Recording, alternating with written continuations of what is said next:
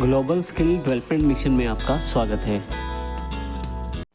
Okay, next, we've got to talk about graphic file formats. So at least you have a fundamental understanding of your different file formats and what you might use them for.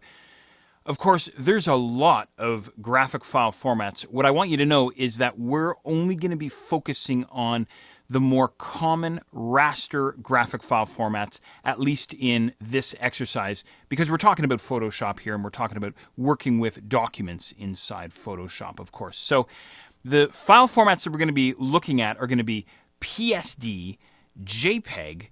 I'm going to talk about GIF and PNG together because they're kind of related. And then we'll talk about TIFF towards the end. Okay, so get your notepads ready. Here we go. We're going to talk about PSD first.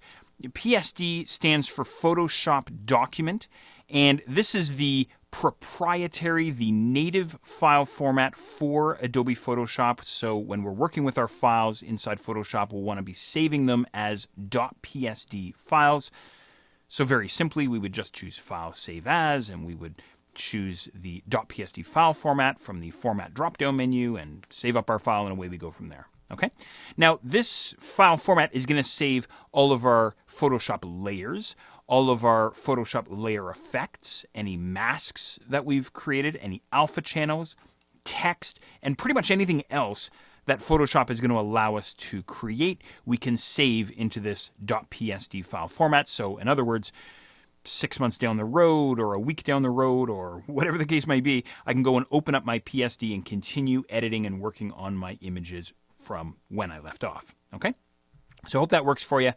Now, I want to stress this. This is a native Photoshop format, so if we want to share our work, we're going to need to take our Photoshop document and save it into a non-proprietary format, perhaps something like JPEG or TIFF. So say, for example, you're building a document for a client or your boss or a coworker. They don't have Photoshop, but you want to show them what you've gone and created.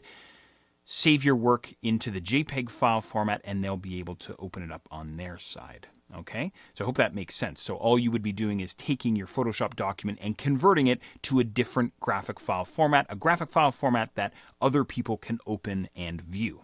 All right. Hope that makes sense. Now, speaking of JPEG, he's the next file format that we're going to take a look at. He stands for Joint Photographic Experts Group. You don't really need to know that. It's not on a test anywhere or anything like that. Just some useless information for you. Now, the JPEG file format is best suited for continuous tone images like photos and supports millions of colors. Okay? And it's a widely supported graphic file format. It's oftentimes used in web design. But as I had just finished saying just a moment ago, if you want to be able to share your work with family members or a coworker or your client, it's a great graphic file format for getting your stuff around to other people, perhaps non-technical, non-graphic people who want to be able to see your work. Okay? Now, the JPEG file format reduces file size, so it uses compression, and it reduces the file size by reducing the image quality. And this is called lossy compression. So in other words, it's going to sacrifice quality for file size. So when you go to save a JPEG out of Photoshop, you'll have a quality slider. The lower the quality, the lower the file size, which is great if you want to be able to email a file or something like this, attach it to a message or something. However, the quality of the image could likely be compromised. So it's a bit of a balancing act. Okay? And the file extension for JPEG, I want to mention this as well, is either .jpeg or .jpg. You've probably seen both of these file extensions in your travels. They're both JPEGs. Okay? All right, so there's JPEG. Now, the next two graphic file formats that I want to talk about are going to be GIF and PNG, and I'm grouping these guys together because, like JPEG, both are going to be used in web design. So if you're interested in getting into web design, your graphic file formats that you would use are going to be JPEG, GIF, and PNG, depending on what it is you're going to be doing. Now, this course isn't directly related to web design, but of course we can use Photoshop in a web design workflow or process. So let me give you a little bit of information, at least to help you along here with GIF and JPEG. First of all, GIF.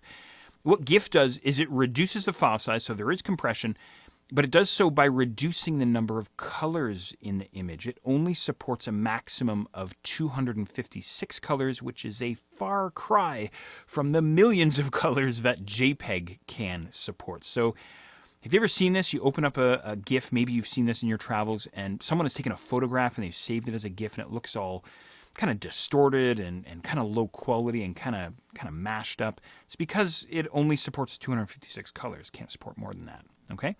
Now on the PNG side, PNG is actually a slightly more complex graphic file format because it comes in a variety of flavors. There's PNG 8, PNG 24, and PNG 32. And each of these three flavors can do different things. And I don't want to get into a whole discussion on the difference between all these graphic file formats and this sort of thing. But the bottom line is that these various flavors are going to support lots and lots of colors and also transparency in your images, which is one of the reasons why it's used in web design.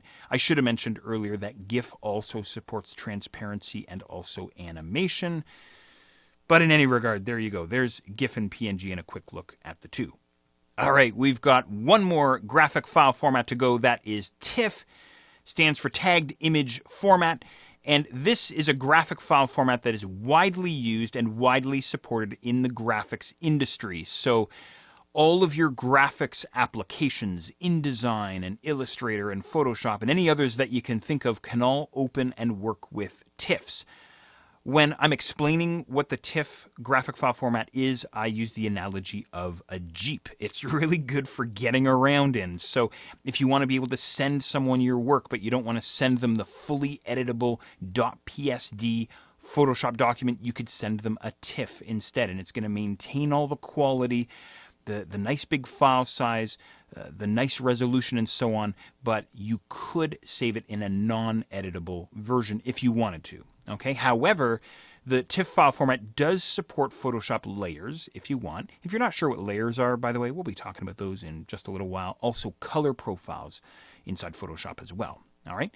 And once again, the file extension can either be .tiff or .tif. All right. So once again, possibly you've seen each of these in your travels. But in any regard, thus concludes the short and sweet look at graphic file formats. Again, I have to stress here, this is only a look at a small handful of graphic file formats that we have available to us. And don't forget, specifically, we were talking about raster graphic file formats.